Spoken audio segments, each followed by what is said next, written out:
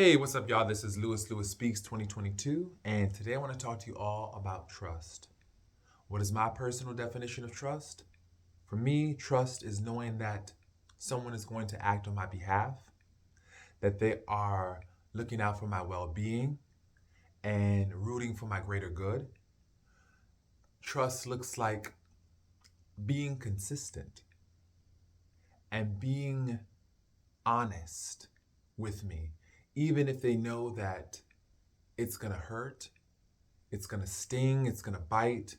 They commit themselves to being honest and above board with me. And I realize that there are levels to trust. There's no such thing in my estimation of absolute trust. I think because of the nature of our imperfection as human beings, absolute trust is a myth, especially in this day and age. Trusting people completely is not advisable. People are imperfect, they fall short, they make mistakes. And the sad thing is that this is your life.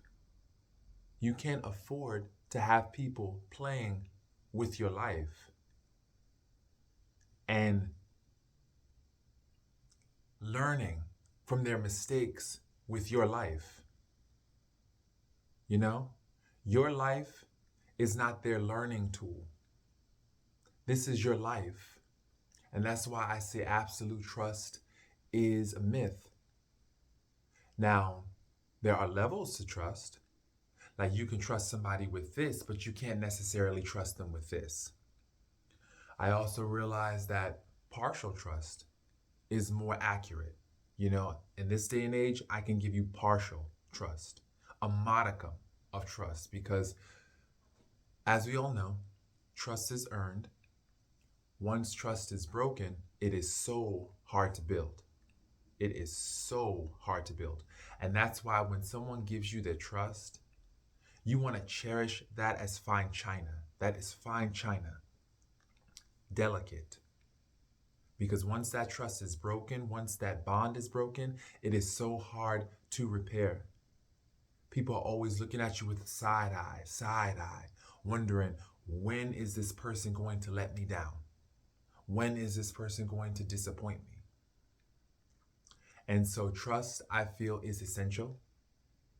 I think a lot of times there are instances where we project our own distrust for ourselves onto other people. I think a lot of times we don't trust ourselves, and this is why we don't trust other people. I think also a lot of times, based on our past history with other people, we are wary.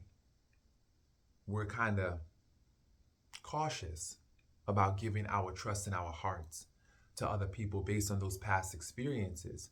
And sometimes someone has proven to us time and time again that they're not worthy of our trust. And so our capacity to trust them is limited. And we have good reason for that, you know? And in situations like this, I realize that we continue to deal with these people. I had a thought recently. I was watching television, especially like early 90s television. There would be people who would be cruel, vindictive, deceitful, manipulative to one another. And then in the next episode, they would just be smiling in each other's faces, acting like nothing happened, continuing to deal with one another. And so this taught me, and I'm sure most of America, that you should still keep people like that in your life. That it's safe to keep people like that in your life. I was watching shows like Melrose Place, Beverly Hills 90210, those scandal shows, Models Inc. And they would do some awful things to one another. And yet and still you would see these people still running in the same circles, still cordial with one another. And now I look back and I'm thinking, why did they just terminate that relationship? It was obvious that those people could not be trusted. Why do we continue to deal with people that we can't trust? I think for some it's complicated because they're family. And so they have this, I would say, toxic allegiance to the idea of family and blood, you know? They have that saying, blood is thicker than water. And so a lot of people have this inappropriate over allegiance to their family members, even though they know they cannot trust them. Also, I think, let's be honest, can we trust anyone these days? Everyone is just so damaged, so broken. And in their brokenness, they might do things that are not in our best interest. And as I mentioned before, my personal definition of trust is knowing that someone has your best interests and they continue to act in your best interest consistently. You know? And a lot of people in this day and age, they don't do that because they don't have the capacity. They're overwhelmed. They're selfish. A lot of people are self-centered these days because they feel like they're drowning. And portrait of a drowning man. When a drowning person is drowning, the last thing they're considering is your needs, your feelings, your life. They're trying to preserve their own lives. And I realize that a lot of people nowadays, they're drowning. They're drowning spiritually, mentally, emotionally, physically, financially. You know, they are drowning intellectually, you know, and so in an effort to save themselves, they might not always act in your best interest. And that's why it's important that you have your own back. You have to have your own back. And that's where the self-trust comes in. An affirmation that I use is, I can trust myself. I have my own back. I got me. Because me having me makes me able to be present for you. The more of me that I have, the more I'm able to offer assistance, be there for you. I think a lot of people also, they don't have enough of themselves for them to be trusted. You know, and I'll say that again. They don't have enough of themselves for them to be trusted. They don't know who they are. You know, and until you really know who you are, what you stand for, what you live for, what you die for, what you want, and who you are, you will always be a suspect. You know, you will always be someone that can't be completely trusted because you don't know who you are. And if you don't know who you are, you don't know what you do in certain situations. I got to be real. For me to fully trust someone, and like I mentioned, absolute trust is a myth, but for me to get close to that, the person has to be consistent. I need to be able to set my watch to them. I need that reliability, you know, and very few people in this day and age I can set my watch to and know with certainty that they got me, you know? So people out there, if you have somebody in your life that you know without a shadow of a doubt that they got you, they're holding you down, you're holding each other down, lifting each other up, hold on to that person because that is rare. That is rare. And like I said, people are imperfect. People fall short of the glory constantly. And that's understandable. Our very nature is rooted in imperfection. At the same time, it doesn't take a perfect person to be trustworthy, to be honest, to be upright, to be consistent. And I think a lot of the breakdowns in terms of family, friends, relationships, lovers, partners, a lot of the breakdowns come in not being consistent. not communicating honestly about our needs, not knowing who we are and what our needs are. Sometimes it's not intentional that people aren't trustworthy. They just don't know. They lack that awareness. And it's that lack of awareness that also makes somebody untrustworthy. So I think really the first step, people have got to really know themselves. You've got to know yourself. You have got to really understand yourself, because I realize that a lot of people know me, but very few understand me, you know? And so me, I both know and I understand myself. And as I mature, I start to unlock more rooms of understanding. There's more rooms of understanding, more insight, more awareness, more epiphanies that keep on exploding, exploding. I always say that I am blessed with exploding epiphanies. One after the other, especially as you mature, you start to get this overwhelming supply of epiphanies. You just start to wake up, and your life and your mind starts to bloom and blossom, and you wake up and you start to realize, wait a minute. The first step in being able to trust anyone is to be able to know, understand, and trust myself. Because the thing about it, even when you feel that you can't give this person absolute trust, or even if you can't give them a modicum of trust, you know that at the end of the day, you can trust yourself, your intuition, your gut feeling. You know how to keep yourself safe. You know that the moment that you start to see behavior in that person that is inconsistent, untrustworthy, you know that you're going to get the hell out, you're going to wash your hands of that person. You're not going to stick around. You're not going to sit up there and try to tend to their feelings at the expense of your own.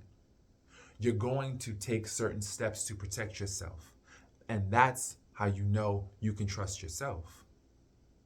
When you are consistent with yourself and when you honor your own needs, you know? And that's a process.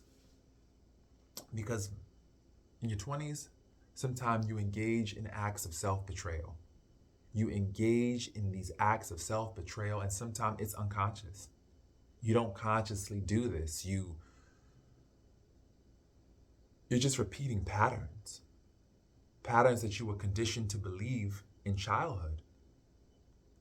You were doing this in childhood as a survival mechanism, and you continue to do it in adulthood, when the reality is it has outlived its usefulness. You no longer have to be that scared child acting out,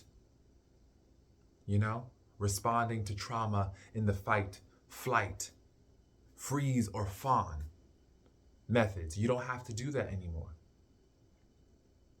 And I think we get stuck in that mind frame. And so that definitely interferes with our ability to trust ourselves, So like I said, it's about reprogramming, reconditioning, reprogramming, relearning new techniques, understanding ourselves, And that's the first step towards trusting somebody else, is understanding ourselves.